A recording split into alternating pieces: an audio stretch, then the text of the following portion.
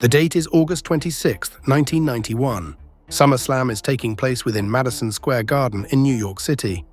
The electric hum of anticipation, a tangible entity, vibrates through the storied arena, a crescendo building towards what promises to be a defining moment in professional wrestling history. For months, the enigmatic and undeniably arrogant Mr. Perfect Curt Hennig has held the coveted Intercontinental Championship, a title he wore with an almost disdainful ease, a testament to his unparalleled athletic prowess and supreme confidence. He was, in every conceivable way, perfect. His blonde hair was impeccably coiffed, his chiseled physique rippled with precisely honed muscle, and his in-ring artistry was a ballet of precision, power, and often infuriating condescension. Tonight, however, he faces a formidable challenge, a force of nature embodied in Bret the Hitman Hart. The contrast is stark. The brash, self-proclaimed perfection against the stoic, focused excellence of a second-generation wrestling virtuoso. The match itself is a masterclass, a symphony of holds, reversals, and near falls that hold the audience spellbound. Every slap, every slam, every perfectly executed dropkick by Perfect is met with a chorus of boos, yet an undeniable respect for his skill. He is the villain, yes, but a villain so undeniably gifted, so utterly perfect in his execution that you couldn't help but admire the sheer audacity of his talent. He'd preened, he'd cheated, he'd done everything in his power to antagonize, and yet he was still there, holding that golden belt, seemingly invincible. The crowd, a living, breathing entity, was desperate to see him fall, to witness the unraveling of this arrogant ideal. And then, the moment. The sharpshooter. Bret Hart's signature submission hold, a torturous pretzel of limbs and agony. Perfect, for the first time, looked truly vulnerable. His face, usually a mask of smug satisfaction, contorted in genuine pain. The roar of the crowd intensified, a collective yearning for the impossible. And then he tapped. The unthinkable happened. Mr. Perfect, the epitome of wrestling excellence, had submitted.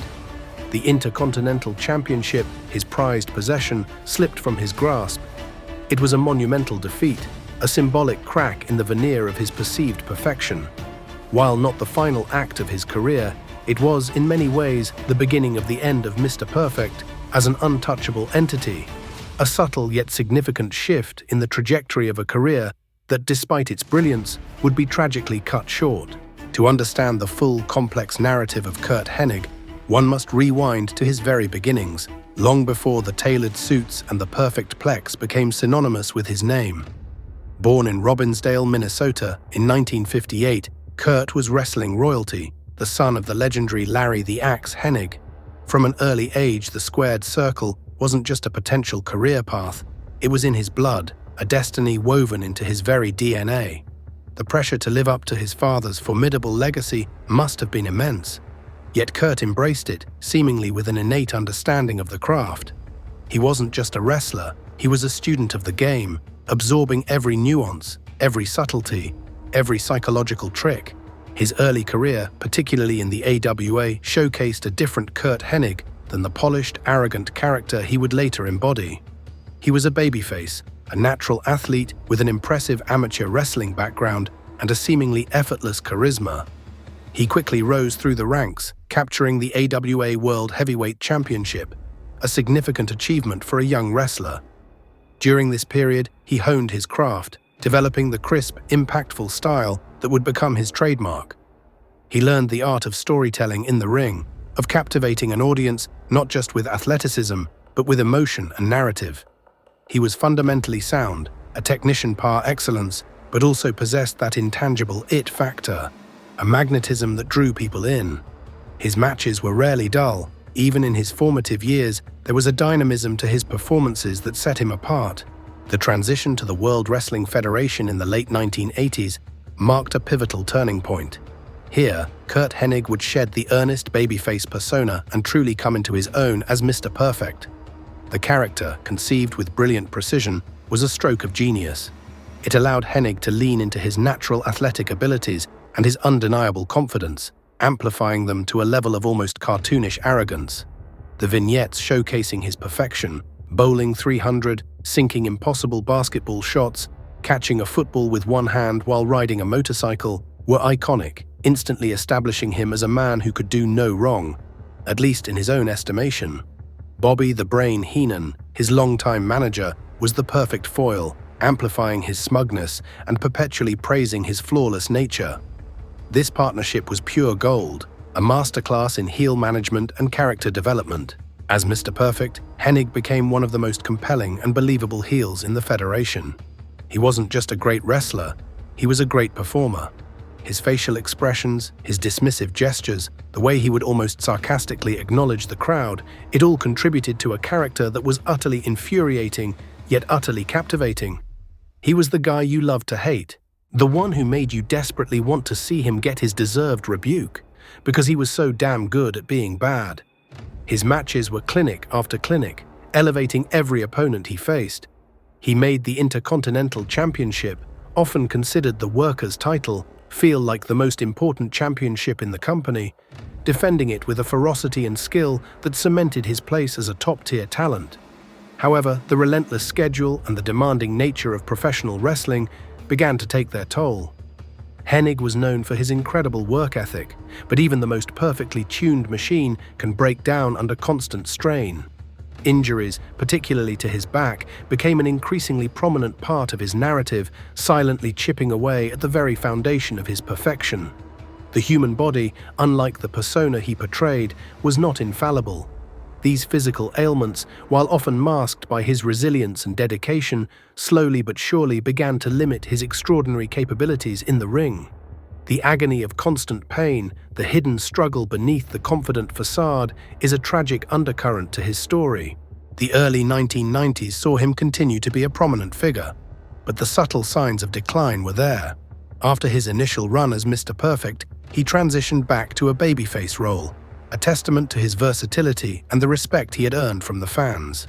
Despite this, the injuries continued to mount, making it increasingly difficult for him to maintain the rigorous schedule and the high-flying style that had defined his earlier work. He would take time off for surgeries and recovery, attempting to mend a body that had been pushed to its absolute limits. Each comeback, while met with enthusiasm, was a struggle, a fight against the inevitable wear and tear of a life spent in the ring. His departure from the Federation and subsequent arrival in World Championship Wrestling in the mid-1990s offered a fresh start, a chance to reinvent himself. He joined the burgeoning New World Order, aligning himself with the most dominant and controversial faction in wrestling history. This alliance brought him renewed visibility and a significant push, as he once again embraced a villainous persona. He captured the United States Championship and later the World Tag Team Championship, proving he could still compete at a high level. However, the injuries persisted, and the relentless pace of the business, coupled with a more laid-back backstage environment that sometimes encouraged unhealthy habits, didn't provide the respite his body so desperately needed. The New World Order era, while creatively invigorating for many, also brought with it a different set of challenges. The culture at times was one of excess, and for individuals already grappling with physical pain, the temptation to self-medicate, to find temporary relief, could be insidious.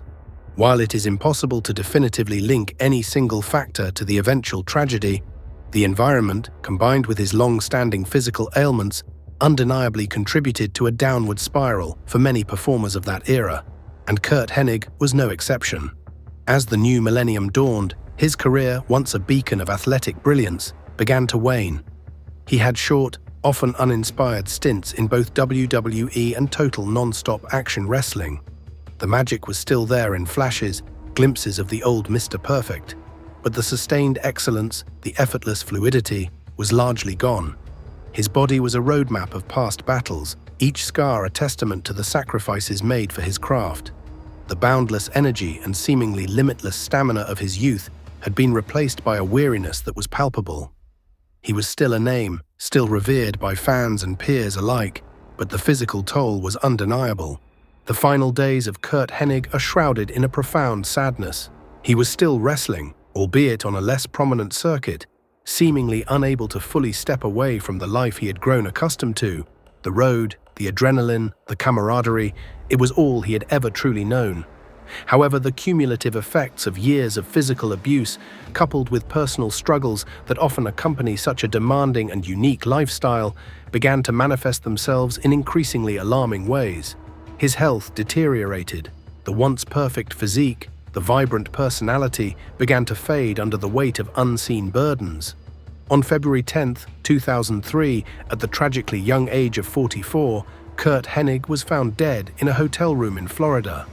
The cause of death was attributed to acute cocaine intoxication, with an enlarged heart and steroid use cited as contributing factors.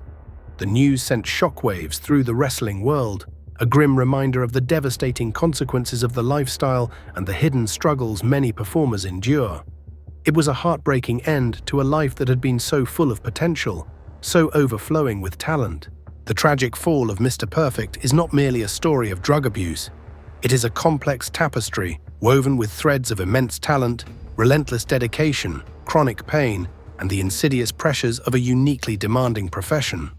Curt Hennig was a wrestling genius, a man who elevated the art form with his precision, his charisma, and his unwavering commitment to his craft. He was, in his prime, truly perfect in the ring, a master of every nuance. But outside the bright lights and roaring crowds, he was a human being grappling with the very real limitations of a body pushed beyond its natural endurance and the often isolating and self-destructive aspects of a life lived perpetually on the road. His story serves as a poignant and sobering reminder of the human cost behind the spectacle, the often unseen battles fought by those who entertain us, and the profound tragedy of a light extinguished far too soon. His legacy, however, remains indelible, a testament to his extraordinary talent and the enduring impact of a truly perfect performer.